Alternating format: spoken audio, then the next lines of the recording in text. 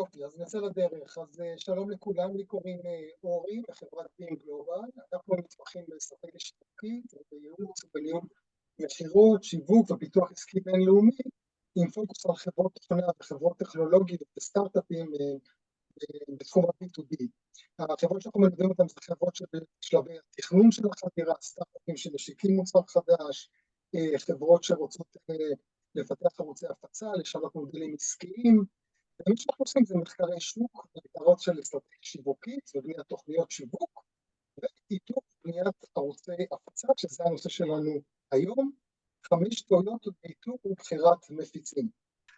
אז אני מאוד אוהב את הנושא הזה של הטעויות, כי מישהו כבר עשה את הטעויות האלה במקומכם, ואנחנו תיעדנו אותם, וכל מה שנשאר לכם זה ללמוד אותם, ולנסות להימנע מחלק מהם, לא על כולם, על חלק תתעקשו לחזור עליהם, אבל אם מתוך 5 הטעויות שאני בחרתי, תימנעו מ3, אני חושב שתרוויחו משהו מהוובינר הזה, והטעויות שבחרתי הן טעויות שהן גם נפוצות, גם כואבות, וגם הן פורסות לאורך התהליך הזה של איתור ובחירה של שותפים עסקיים, של מפיצים, כדי שתבינו שיש פה תהליך, ובעצם זה שדה שזרוע במוקשים, אוקיי? אבל לא להיבהל, אנחנו נתגבר על זה. הטעות הראשונה קשורה לאסטרטגיה, הטעות השנייה לעיתוי, מתי לעשות את זה, השלישית לתכנון הספציפי, הרביעית לאיתור עצמו, והחמישית לבחירה. מה קורה אחרי הבחירה? זה לוובינר אחר. הטעות הראשונה קשורה להיעדר מחקר שוק ואסטרטגיה כתובה. גם מיכאל וגם יגאל דיברו על הנושא של המחקר שוק, ואני לא רוצה להטיף לכם למה חשוב מחקר שוק ולמה חשוב של האסטרטגיה. לא, אני אתן לכם 3 היבטים, איך היעדר מחקר שוק ואסטרטגיה יפגע בתוכנית שלכם עם השותפים העסקיים, עם המפיצים, מה שאנחנו קוראים לזה. ונסביר מדוע. הנושא של השותפים בעצם זה נכנס לנושא של המיקום, מאיפה לקוחות, איפה הם קונים את המוצרים שלכם, אצל הקימונאי, אצל הסיסטם אינטגרטור, אצל ה-MSP, אצל הריסלר. וזה חלק מתמהיל שיווק יותר רחב של 4 ה-P's המפורסמים של מיקום, product, pricing ו-promotion, שזה השיווק. וכל התמהיל הזה הוא חלק מאיזשהו ניתוח שוק והגדרת אסטרטגיה שיווקית, שכולם נכנסים לתוך איזשהו תהליך יותר גדול של ניתוח חברה, וניתוח בעצם מחקר של השוק ומחקר של המתחרים. מחקר שוק זה לא רק מחקר מתחרים, זה גם מחקר של השוק עצמו. ואז במחקר הזה מגלים כל מיני שחקנים מעניינים. השוק לא מורכב רק מלקוחות וממתחרים. יש עוד שחקנים, יש אקוסיסטם שלם, חלק מהאקוסיסטם הזה, לא כולו, הם ה-channel partner, זה אותם מה שאנחנו קוראים מפיצים. פה רואים פה דוגמאות מהעולמות שלי של ה-IT והתוכנה, ריסלרים ומפיצים וסוכנויות, אפילייטס, אם אתם במוצרי B2C, יש גם קימונאים, סיטונאים, רפים, מרקט פלייסס, אבל אם אתם רוצים לדעת לאתר שותפים עסקיים, אתם צריכים בעצם לחקור את השוק ולמצוא את השחקנים האלה, זה ההגדרות שלי, אולי אתם תמצאו שחקנים מסוג אחר. אז זה היבט אחד, למה חשוב לעשות מחקר שוק וכתוב ואסטרטגיה שיווקית. היבט שני זה שבמסגרת הניתוח שוק, אנחנו גם בוחרים בלקוחות היעד. לקוחות היעד, צריך לזכור שהשותפים לא רכשו את המוצרים שלכם בשביל עצמם, אלא כדי למכור אותם ללקוחות היעד. אם אתם לא מגדירים שלקוחות היעד שלכם הם, אם אתם כן מגדירים שהם אוניברסיטאות, אבל שותף שמצאתם הוא טוב במחירה למפעלים, אז יש פה חוסר התאמה, אז לכן האסטרטגיה קודמת לבחירה של השותף. השותף אמור להגיע לאותם לקוחות היעד. זו הדוגמה השנייה. הדוגמה השלישית, בתמהיל השיווק, יש גם את הנושא של המחירים, למשל.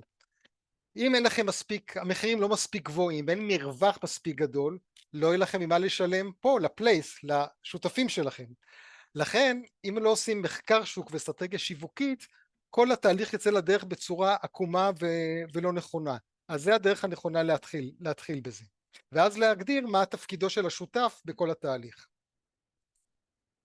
טעות השנייה היא יותר ספציפית, אבל היא רחבה אצלנו, במדינה הטכנולוגית שלנו, למוצרים חדשים, שמקטגוריה חדשה, שיש בהם הרבה חדשנות. ופה זה ניסיון להלביש את ההשקה, את היציאה לשוק, הכל על השותפים.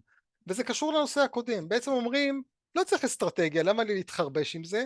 אני בוחר שותף, משלם לו עמלה, הוא מכיר את השוק שלו, הוא נמצא ברומא, הוא ימכור באיטליה, הוא יודע.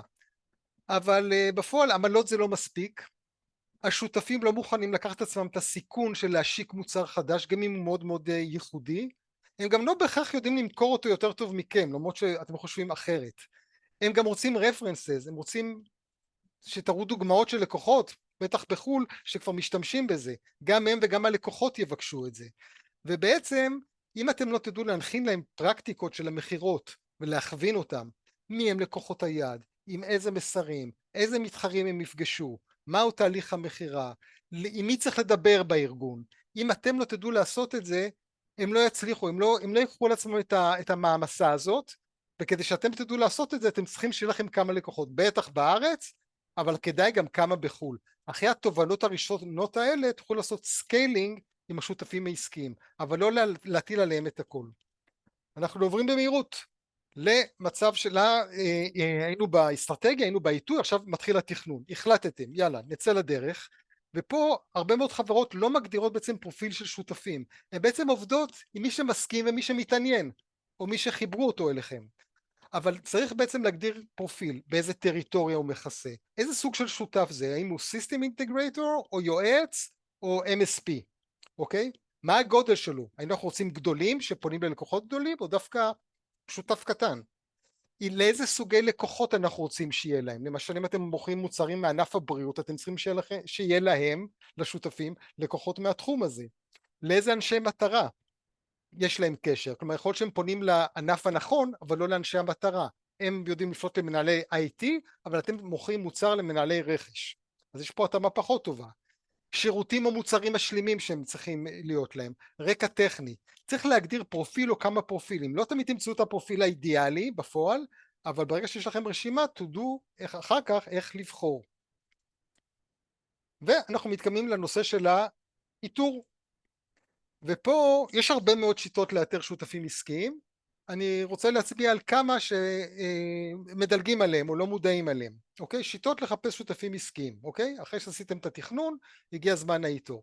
אחד זה לקוחות קיימים, זה מקור, יש לפעמים מצב שיש כבר לקוחות קיימים מהעבר, וזה מקור מידע מצוין על השוק, זאת אומרת זה לא סקר, זה לא דוחות, הם השוק, הלקוחות, שואלים אותם את הלקוחות, תגיד לי עם מי אני צריך לעבוד.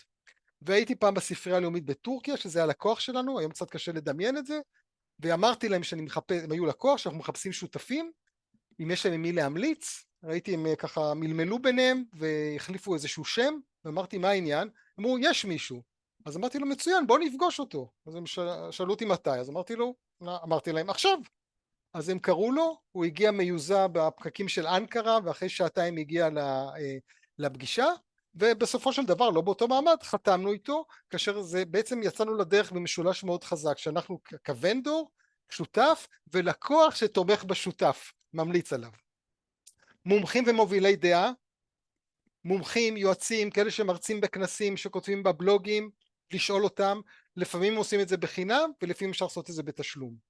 תערוכות, דפנה דיברה על זה, הרבה יוצאים לתערוכות ומתאכזבים, בנושא של שותפים העסקיים זה מצוין, כי השותפים עסקיים הם מרחרחים שם, הם נמצאים גם, הם גם מחפשים לקוחות ומחפשים הזדמנויות, אז זה מצוין, ויתרה מזאת יש כנסים ואירועים לפחות בתחומי ה-IT והטכנולוגיים, שזה אירועים של שותפים, זה מהות האירוע, אוקיי? זה לא האירוע של ענף הבריאות, זה אירוע של שותפים, ועושים שם מאצ'ינג בין ונדורים לבין שותפים, זה בול מה שאתם צריכים. וארגונים ענפיים, מה שנקרא Industry Associations, אותו ארגון על של המקצוע, ששם יש וובינרים וכנסים ומאמרים וכדומה, גם השותפים העסקיים נמצאים שם, כי הלקוחות נמצאים שם, ואם תהיו members בארגונים האלה ותפעלו שם, אתם תמצאו אותם. לסיום, הדבר החמישי זה לחפש בתהליך. צריך לנהל תהליך, לא לעשות את זה מהיר מדי עם מי שהסכים, כי זה יעלה לכם הרבה כסף ואתם לא תראו את זה בתחילת הדרך. לראות שיש התאמה אסטרטגית, איזה פרופיל לקוחות יש לו, כמה לקוחות יש לו, אולי אתם רוצים מישהו שפונה לבנקים ויש לו בנקים אבל יש לו רק 2, איזה אנשי קשר הוא מנהל איתם מערכות יחסים, איזה עוד מוצרים הוא מספק, איזה רקע טכני יש לו, האם הוא יודע לעשות שיווק, הוא עושה וובינרים, הוא עשה קמפיינים באימייל או שלא, אתם יכולים לבדוק את זה מראש, וכמה הוא עסוק בלהעריך אתכם, כלומר חלק מהפרמטר להעריך ולבחור שותף, כמה הוא עסוק בלהקשות עליכם בשאלות. ככל שהוא מקשה עליכם יותר ובודק יותר, זה בעיניי סימן לשותף יותר טוב ושהמערכת יחסים איתו תחזיק מעמד יותר זמן. ותוכנית שיווקית, תבקשו ממנו תוכנית, מה אתה מתכוון לעשות אחרי שנחתום איתך. כל אחד מהדברים האלה אפשר לדבר באריכות, אין לנו זמן, אבל אני לא רוצה להשאיר אתכם רק עם הטעויות, אלא גם המלצות מה אפשר לעשות. לעשות אסטרטגיה שיווקית, מחקר שוק ואסטרטגיה שיווקית, הסברנו למה. שיהיה לכם איזה צ'אנל צ'מפיון בצוות אצלכם, חיצוני או פנימי, שמכיר את המורכבות של מערכת יחסים משותפים עסקיים, שיודע לדעת מתי הם רציניים, מתי לא, להעריך אותם ולנהל איתם את מערכת היחסים, ולהכין מסמך שנקרא Channel Program, תוכנית שותפים, שהוא מגדיר את כל מערכת היחסים ביניכם לבין השותף. מה הוא מצפים ממנו, איזה סוגים יש, איזה תועלות יש, מה ה-requirements, ועוד ועוד. שלושת הדברים האלה יחסו על רוב הטעויות, חלקם דיברנו עליהם, ועל חלקם לא דיברנו. אז אלה ההמלצות שלי אליכם, זאת אומרת יש פה משהו שאתם יכולים לפעול לפיו, וזהו זה. מי שרוצה יוכל לקבוע איתי בהזדמנות ייעוץ בחינם, או להצטרף למיטאפים שלנו, או יש פה את המייל שלי, אני גם אשים את זה בצ'אט, ואני מקווה שההרצאונת הזאת תעזור לכם בחציית שדה המוקשים של איתור ועבודה עם שותפים עסקיים. אז תודה רבה ושיהיה בהצלחה לכולם. תודה רבה אורי, אמרת בול בזמן וזה היה מעולה.